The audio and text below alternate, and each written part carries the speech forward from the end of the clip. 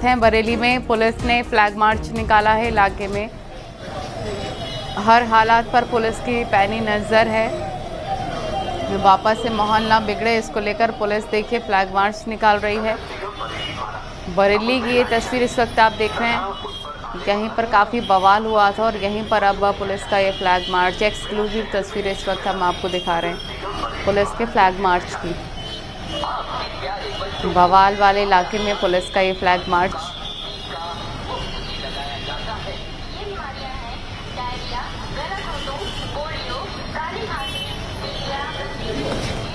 बता दें आपको कि कई लोगों को चिन्हित किया गया है बवाल मामले में। रामविलास हमारे सहयोगी फोन लाइन पर जुड़ गए हैं। रामविलास, हम तस्वीरें एक्सक्लूसिवली अपने दर्शकों को दिखा रहे हैं कि कैसे जहां पर बवाल हुआ है वहां पर पुलिस का फ्लैग मार्च चल रहा है, और क्या जानकारी आपके पास इस फ्लैग मार्च को लेकर? जी बिल्कुल, बरेली पुलिस इस वक्त जो बेहद ही संवेदनशील इलाके हैं जहां पर दंगा फसाद हुआ था वहां पर फ्लैग मार्च कर रही है। संदेश देने की कोशिश कर रही है कि जो भी लोग अगर कुछ मन में किसी तरीके की निगेटिविटी रखते हैं उनके लिए बख्शा नहीं जाएगा। और इसी लिहाज से बरेली पुलिस जो बेहद ही संवेदनशील इलाके हैं बरेली शहर के, उन जगहों पर जाकर के फ्लैग मार्च कर रही है। क्योंकि कल दशहरा है और दशहरा के त्योहार से पहले ये पुलिस संदेश देना चाहती है और इसीलिए ये फ्लैग मार्च किया जा रहा है। यहाँ पर बरेली पुलिस के साथ साथ जो यहाँ पर महिला पुलिसकर्मी हैं और महिला पुलिसकर्मियों में भी जो अधिकारी स्तर के जो लोग हैं वो भी सभी शामिल हैं। और ये फ्लैग मार्च सशस्त्र पुलिस बल पीएसपी, आरएएफ और रैपिड एक्शन फोर्स के साथ यहाँ पर फ्लैग मार्च किया जा रहा है। जो भी संवेदनशील इलाके हैं, चूंकि दशहरा से पहले जो फ्लैग मार्च किया जा रहा है, ये एक बड़ा संदेश देने की कोशिश की जा रही है कि जो भी अगर कोई शरारती तत्व है या फिर कोई भी ये कानून को हाथ में लेने की कोशिश करेगा उसके खिलाफ सख्त कार्रवाई की जाएगी। तो फ्लैग मार्च को लेकर के यहाँ पर जो कमिश्नर है, कमिश्नर के साथ साथ जो डीआईजी, एसएसपी, सभी लोग सड़कों पर हैं। अलग अलग फ्लैग मार्च किया जा रहा है। पूरे शहर में करीब 4 जगह पर फ्लैग मार्च चल रहा है और यही संदेश देने की कोशिश की जा रही है कि शांति व्यवस्था कायम रहेगी और किसी को भी कानून को हाथ में लेने की इजाजत नहीं होगी। जी बिल्कुल रामविलास, हम तस्वीरों में देख रहे हैं कि महिला कमांडोज भी पूरी तरीके साथ तैनात हैं और चप्पे चप्पे पर भी नजर रखी जा रही है। इस पूरे मामले पर सुरक्षा के मद्देनजर डीआईजी का क्या कहना है, वो भी सुनिए जरा। जैसा आप देख रहे हैं माहौल पूरी तरह से सामान्य है और त्योहार जैसे है, शाम का समय है, सभी लोग निकले हैं और हम लोग और पूरी फोर्स भी यहाँ पे रूट मार्च कर रही है। शहर में फुट पेट्रोलिंग चल रही है, सभी लोगों से बातचीत भी हो रही है और सारी चीजें ठीक चल रही हैं। तो कितनी फोर्स है और त्योहार है तो उसको यहाँ पे बहुत काफी मात्रा में त्योहारों को देखते हुए भी 10 कंपनी यहाँ पे पीएसी है, पैरामिलिट्री फोर्स और सीएपीएफ भी उसके अलावा लगाई गई है। काफी मात्रा में सिविल फोर्स है जो यहाँ की भी है और बाहर के जनपदों की भी फोर्स लगी हुई है। और डीजीपी महोदय द्वारा भी बहुत सारे अधिकारी यहाँ उपलब्ध कराए गए हैं जो कि सीनियर ऑफिसर्स हैं, एसपी और एडिशनल एसपी और डीवाईएसपी लेवल्स के, सभी लोग अपनी अपनी ड्यूटियां कर रहे हैं। सर, किस तरह की अवेयरनेस के लिए मैसेज देंगे कि कुछ अफवाहें भी फैल रही हैं? और अफवाहों के लिए हम लोग की सोशल मीडिया की टीम लगातार संपर्क कर रही है। किसी प्रकार की कोई अफवाहों का भी इशू नहीं है। जो भी चीजें उनका खंडन किया जा रहा है। लोगों से यही अपील है कि त्योहारों का समय है, सब लोग अच्छे से त्योहार अपना मनाएं और शांतिपूर्ण तरीके से। रामविलास हमारे सहयोगी लगातार हमारे साथ जुड़े हुए हैं। रामविलास, अभी फिलहाल ताज़ा हालात कैसे हैं बरेली में? बवाल के पास क्या शांतिपूर्वक व्यवस्था वहां पर देखने को मिल रही है त्योहार के मद्देनजर? जी बिल्कुल, 26 सितंबर को जुमा की नमाज के बाद जिस तरीके से फिजा खराब करने की कोशिश की गई थी बरेली में, लेकिन बरेली के पुलिस अधिकारियों ने या फिर सरकार स्तर से जो पहल की गई और ठीक 2 घंटे के भीतर ही फिजा खराब होने से बचा ली गई। और जो दंगाई है, जो आरोपी हैं, उनके खिलाफ कड़ी कार्रवाई की जा रही है एक के बाद एक। और इसीलिए दशहरा से पहले पुलिस अधिकारी, प्रशासनिक अधिकारी सभी सड़कों पर उतरे हुए हैं और बरेली में इस वक्त 4 जगह पर फ्लैग मार्च चल रहा है। भारी पुलिस फोर्स मौजूद है जिसमें पीएसी और रैपिड एक्शन फोर्स के साथ साथ आरआरएस के भी जवानों को भी लाया गया है ताकि एक संदेश पास हो सके, एक मैसेज पास हो सके कि जिन लोगों ने बरेली की फिजा खराब करने की कोशिश की थी उनके मंसूबों पर पानी फेर दिया और उनके खिलाफ अब कड़ी कार्रवाई की जा रही है। और यही संदेश दिया जा रहा है कि जो भी बरेली की कानून व्यवस्था है वो कायम है बरेली में और शांति व्यवस्था बनी हुई है। ठीक है, कानून व्यवस्था बरेली में कायम है और इसी के मद्देनजर पुलिस का ये फ्लैग मार्च। बहुत शुक्रिया आपका तमाम जानकारी साझा करने के लिए।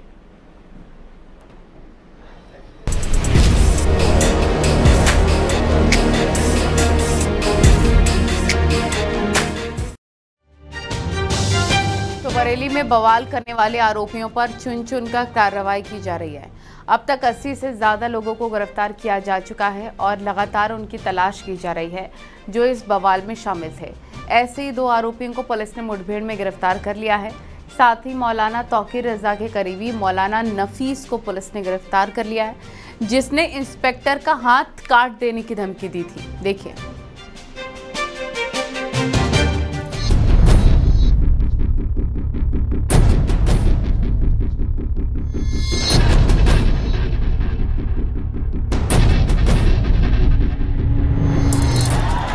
बरेली के हर बवाली को पुलिस ढूंढ रही है। अराजकता फैलाने वालों को चुन चुन कर सलाखों के पीछे डाला जा रहा है। ऐसे ही 2 आरोपी इदरिश और इकबाल को पुलिस ने मुठभेड़ में गिरफ्तार किया है। दरअसल इन आरोपियों को गिरफ्तार करने जब पुलिस पहुंची तो इन बलवाइयों ने पुलिस पर करीब 5 राउंड फायरिंग कर दी, जिसके बाद पुलिस ने जवाबी कार्रवाई में उन्हें लंगड़ा कर दिया।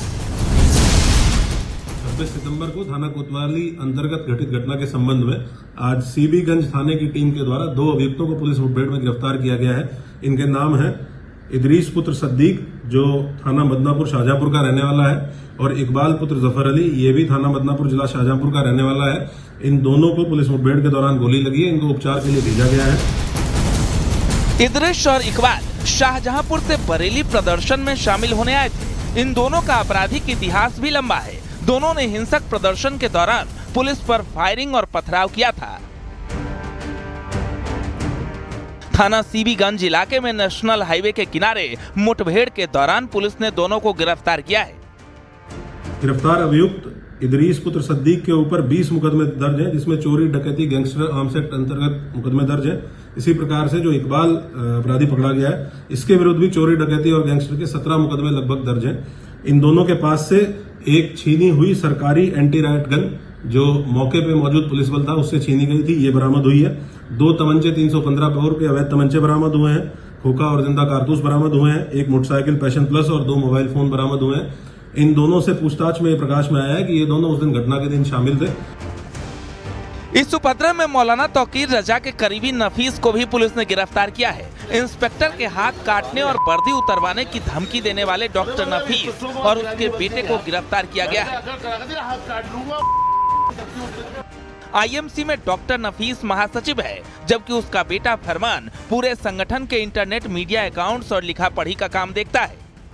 पुलिस के मुताबिक शुक्रवार को हुए उपद्रव में डॉक्टर नफीस और उसके बेटे फरमान की भी भूमिका है। अरे वाले अभी इंस्पेक्टर को बात गिरा बच देंगे आप। मैंने कहा अगर करा के हाथ काट लूंगा। उपद्रव में दोनों ही पिता पुत्र का पूरा हाथ है। डॉक्टर नफीस ने बयानबाजी से और उसके बेटे ने इंटरनेट मीडिया अकाउंट्स पर मौलाना की पुरानी वीडियो पोस्ट कर लोगों को भड़काया था। दूसरी ओर पुलिस ने बरेली हिंसा का एक वीडियो भी जारी किया है, जिसमें जमावड़ा के लिए मस्जिदों का सहारा लिया गया था। ड्रोन कैमरे से लगातार निगरानी की जा रही थी। पूरे शहर में दंगा भड़काने की साजिश रची गई थी। जगह जगह हजारों लोगों को बुलाया गया था। एक सुनियोजित तरीके से बरेली शहर की फिजा खराब करने की साजिश थी। मोहम्मद नदीम पुलिस के लूटे गए हैंड वायरलेस सेट से लगातार पुलिस की गतिविधियों पर नजर रखे हुआ था। एक के बाद एक 6 जगहों पर हिंसक प्रदर्शन हुए थे। फिलहाल पुलिस हर उपद्रवी की तलाश में जुटी है। Bureau report, news 18।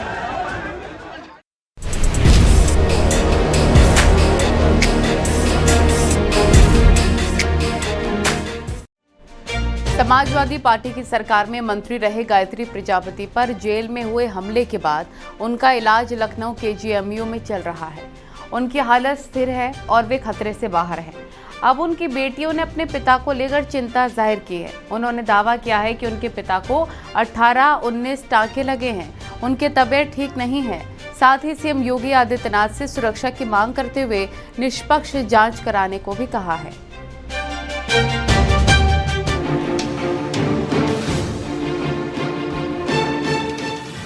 लखनऊ जिला जेल में बंद समाजवादी पार्टी के पूर्व मंत्री गायत्री प्रसाद प्रजापति पर मंगलवार शाम एक कैदी ने रॉड से हमला कर दिया। घटना जेल के अस्पताल वार्ड में शाम करीब 6:30 बजे हुई। Gayatri Prajapati diabetes, high BP, kidney और कमर दर्द जैसी कई बीमारियों से जूझ रहे हैं। लंबे समय से जेल अस्पताल में भर्ती हैं। सर किसने हमला किया था? हो गया ना? अरे रुकिए। कैदी का क्या नाम था? अभी नहीं बैरक में था। सर नाम बता पाएंगे सर कौन था? सर पहचान कुछ हो पाएगी? तो क्या नाम था उसका? विश्वास ने हमला किया। सर कौन हमला किया? कैदी है कि वहाँ धागा रचा कौन है सर? कैदी था क्या था सर वो? सर पाइप से हमला किया है, पाइप से हमला किया है या फिर किसी धारदार हथियार से? जी भाई हत्यारा मुलजिम था। हो गया सिटी एरिया यहाँ पे। बताया जाता है कि सफाई ड्यूटी पर तैनात कैदी विश्वास को गायत्री ने पानी लाने के लिए बुलाया था। देरी होने पर दोनों के बीच कहासुनी हो गई। गुस्से में कैदी विश्वास ने पास पड़ी अलमारी की स्लाइडिंग रॉड उठा ली और गायत्री प्रजापति के सर पर कई वार कर दिए। अब गायत्री प्रजापति की बेटियों ने जहां उन्हें बेगुनाह बताया है, वहीं मुख्यमंत्री से निष्पक्ष जांच की मांग की है। टाँके लगाए गए हैं, अभी कंडीशन ठीक है, होश में है, पर कुछ ज़्यादा ठीक नहीं है। आप लोग क्या मांग करते हैं? क्या लगता है कि ये कैसे हुआ? हमारी मांग ये है कि हमारे पिता पे जानलेवा हमला हुआ है और वो सुरक्षित बिल्कुल नहीं है। जेल में तो बिल्कुल सुरक्षित नहीं है, बाहर भी नहीं है। हम नहीं कह सकते कि हॉस्पिटल में वो सुरक्षित है, लेकिन ट्रीटमेंट उनका होना बहुत ज़रूरी है। मेरी सरकार से एक गुहार है कि मेरे पिता की अच्छे से ट्रीटमेंट कराया जाए और मेरे पापा निर्दोष हैं। मुख्यमंत्री जी से मैं सिर्फ इतना कहना चाहती हूँ कि वो निर्दोष हैं, उनकी निष्पक्ष जांच कराई जाए। मेरे पिता 8 साल 8.5 साल से जेल की सज़ा काट रहे हैं, उन्होंने कभी कुछ गलत किया ही नहीं। महिला कहती रही कि मेरे साथ कुछ गलत ही नहीं हुआ, उसके बाद भी जबरदस्ती उन्हें सज़ा करा देगी। इस हमले के बाद उनके परिवार वाले लगातार न्याय की गुहार लगा रहे हैं। उनकी दूसरी बेटी ने कहा कि वो आतंकवादी नहीं है, इसी भारत के नागरिक है, उन्हें साजिश के तहत फंसाया गया है। वो बहुत तेज से झटके दबाए, फिर अपने आप को बचाव करने के लिए फिर जब दरवाज़ा किसी तरह खोले, पापा चीखने लगे मुझे मार देगा। फिर वहाँ पे जो भी थे वो आके बचाव किए, फिर ऐसा घटना हो गया। हम यही चाहते हैं कि जब जेल में ही मेरे पापा सुरक्षित नहीं है तो उनको कहाँ रखा जाए, और मेरे पापा निर्दोष हैं, उन्होंने कुछ भी नहीं किया है। बताइए, हम लोग बेटी होके न्याय मांग रहे हैं, महिला बोल रही है, उनकी बेटी बोल रही है, सब बोल रहे हैं, लेकिन कोई सुनवाई नहीं हो रहा है। इतने साल हो गए हैं, जो सही में किए रहते हैं वो बाहर आ जा रहे हैं, मर्डर करके बाहर आ जा रहे हैं। मेरे पापा निर्दोष है, बाहर से आए नहीं है, हम लोग आतंकवादी नहीं है, इसी भारत के ही नागरिक हैं। तो हम लोग सरकार से ही चाहते हैं हमारी सुनी जाए। जेल अफसरों की माने तो फिलहाल पूरी तरह से सामान्य और स्थिर हालत है गायत्री प्रजापति की, लेकिन बेहतर ट्रीटमेंट के लिए उनको KGMU में भर्ती रखा गया है। इस सनसनीखेज मामले की जांच के आदेश DG जेल PC मीणा ने DIG जेल रामधनी को सौंप दी है। रामधनी इस बात की जांच करेंगे कि कैसे आखिरकार इतनी हाई सिक्योरिटी जेल में इतनी बड़ी वारदात हो गई। दरअसल गायत्री प्रजापति का चिट्ठा बेहद दागदार रहा है। उन्हें सपा शासन के दौरान राज्य में अवैध खनन गतिविधियों का कथित सरगना माना जाता है। वो सपा के इतने कद्दावर नेता थे कि पार्टी उन पर कार्रवाई करने से बचती थी। 2012 में पहली बार सपा से विधायक बने। 2015 में अवैध खनन मामले में उनके खिलाफ जांच शुरू हुई। इसके बाद रेप के मामले में 2017 में गायत्री प्रजापति की गिरफ्तारी हुई। 12 नवंबर 2021 को गायत्री प्रजापति को MP MLA कोर्ट लखनऊ ने आजीवन कारावास की सजा सुनाई। Bureau report, News 18।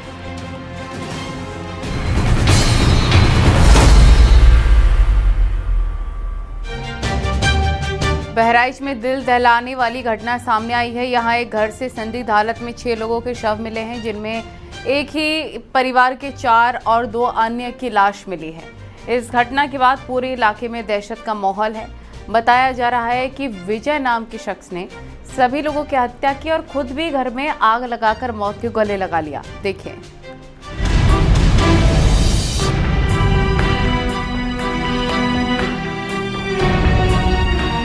बहराइच के रामगांव थाना क्षेत्र के निंदूरपुरवा में दिल दहलाने वाली घटना हुई है। गांव के ही विजय के घर से धुआं उठता देख जब गांव वाले पहुंचे तो उनके होश उड़ गए।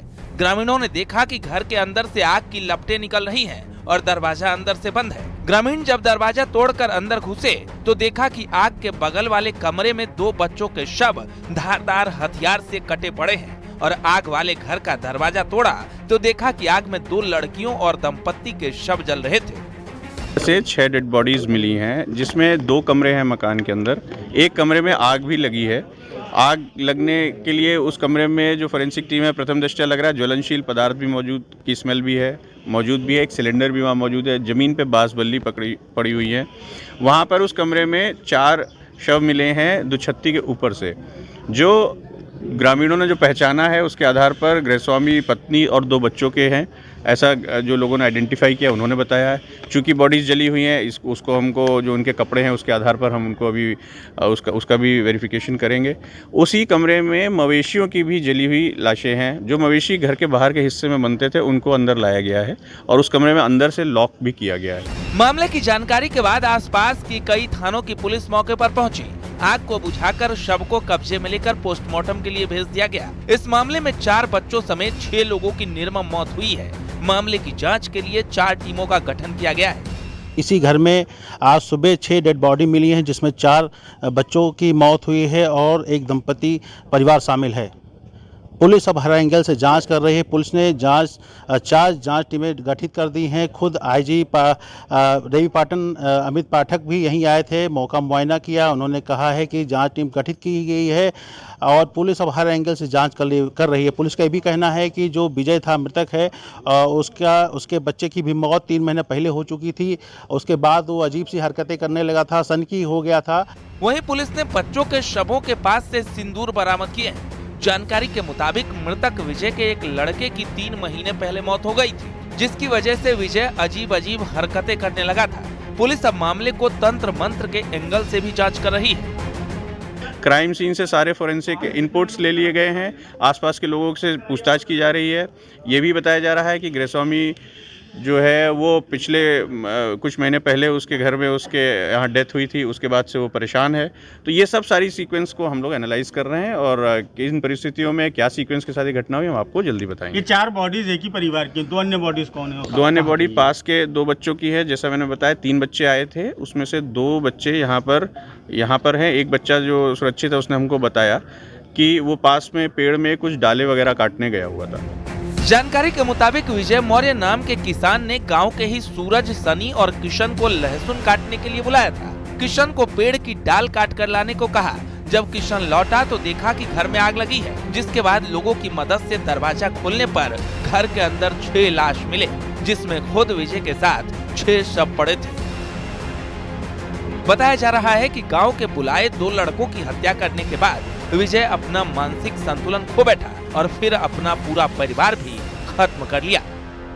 लिहाजा अब उस एंगल से पुलिस जांच कर रही है कि कहीं उसी सनक में उसने ऐसी घटना का अंजाम तो नहीं दिया है, लेकिन बच्चों के शव के पास जो सिंदूर की डिबिया बरामद हुई है तो यह आशंका और दूसरा एंगल है कि गहरा जाती है, कहीं तंत्र मंत्र में बच्चों की हत्या तो नहीं की गई है। फिलहाल पुलिस की जांच टीमें जांच कर रही हैं। अब रिपोर्ट पुलिस की आएगी, उसी के बाद इस हत्या का खुलासा हो पाएगा। अखिलेश कुमार, न्यूज़ 18 बहराइच।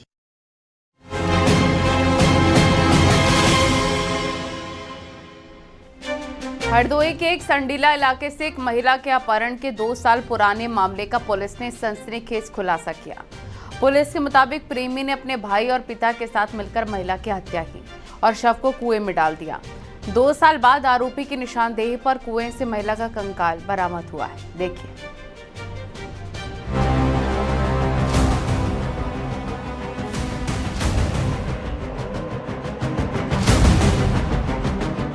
संडीला कोतवाली क्षेत्र के सराय मारूपुर निवासी गंगाराम ने 6 अगस्त 2023 को संडीला कोतवाली में रिपोर्ट दर्ज कराई थी। इसमें बताया था कि उसकी बहू सोनम घर से संडीला बाजार जाने की बात कहकर निकली, लेकिन वापस नहीं आई। पुलिस ने अज्ञात के खिलाफ अपहरण की रिपोर्ट दर्ज कर ली। इसके बाद से मामले की जांच होती रही। अब 2 साल बाद इस घटना का सनसनीखेज खुलासा हुआ है। मामले में तत्काल स्थानीय पुलिस द्वारा मुकदमा पंजीकृत किया गया था एवं उक्त की बरामदगी और सीओ संडीला के नेतृत्व में कई टीमों का गठन किया गया था और इसमें कई जानकारी साथ जुटाए गए, जिसमें समीदुल अयूब के नाम प्रकाश में आए। इनको हिरासत में लेके जब पूछताछ की गई तो इनके द्वारा बताया गया कि इन्होंने गंगाराम जी की पुत्रवधू को मारकर एक कुएं में छुपा दिया है। पुलिस ने इस मामले में आरोपी मसीदुल के भाई समीदुल और पिता अयूब को हिरासत में लेकर पूछताछ की। पुलिस का दावा है कि इन दोनों ने बताया कि सोनम और मसीदुल के बीच नजदीकियां थी। 6 अगस्त 2023 को मसीदुल अपने साथ सोनम को लेकर दिल्ली गया था। वहां एक दोस्त के कमरे में रुका। वहां का माहौल ठीक न देखकर सोनम और मसीदुल का विवाद हुआ। इसके बाद मसीदुल वापस सोनम के साथ गांव आ गया। माहौल खराब होने की बात को लेकर दोनों के बीच गांव में भी विवाद हुआ। 8 अगस्त की रात मसीदुल, समीदुल और अयूब ने मिलकर सोनम की हत्या कर दी। शव गांव के बाहर झाड़ियों के बीच स्थित कुएं में फेंक दिया। इनको वहां पर मौके पर ले जाया गया और इनकी निशानदेही पर मृतक के कंकाल, क्लिप, चप्पल एवं साड़ी बरामद हुई है। इसमें परिवारजनों द्वारा उक्त को देखा गया और मृतक के रूप में उसकी पहचान की गई। इसमें थाना स्थानीय द्वारा दोनों के विरुद्ध आवश्यक वैधानिक कार्रवाई की जा रही है। पुलिस जब कंकाल निकालने के लिए कुएं में उतरी तो उन्हें अजगर का सामना भी करना पड़ा, लेकिन पुलिस ने कंकाल के साथ सोनम के कपड़े, सैंडल और हेयर क्लिप भी बरामद की है। पुलिस ने समीदुल और उसके पिता अयूब को गिरफ्तार कर लिया है। दावा है कि जल्द ही मुख्य आरोपी मसीदुल भी गिरफ्तार कर लिया जाएगा। Bureau report, news 18।